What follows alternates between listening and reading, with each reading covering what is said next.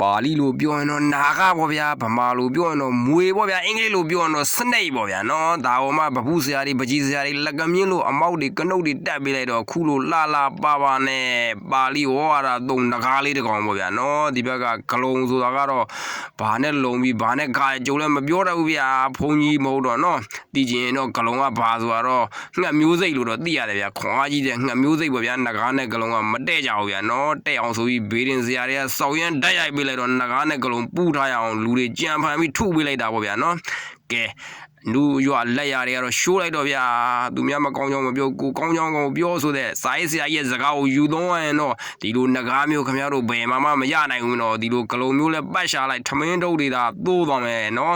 ဘာဖြစ်လို့လဲဆိုတော့ကျုပ်က idea အသစ်တွေနဲ့ဖြည့်ဆွတ်ပြီးထုထားလို့ဗျာနော်ထုတာကတော့လူတိုင်းထုတတ်တာပေါ့ဗျာနဂါးပဲဖြစ်ဖြစ်ဂလုံးပဲဖြစ်ဖြစ်ဗပုဆရာတွေအကုန်လုံးထုတတ်ပါတယ်ဒါပေမဲ့ကိုအမွန်းတင်ပြောရရင်တော့ဒီလိုနဂါးမျိုးကတော့ခင်ဗျားတို့ပတ်ရှာဝဲကြည့်လိုက်ဗျာမတွေ့သေးဘူးဗျာနော်ဒါကျွန်တော်ပထမဆုံး idea အသစ်နဲ့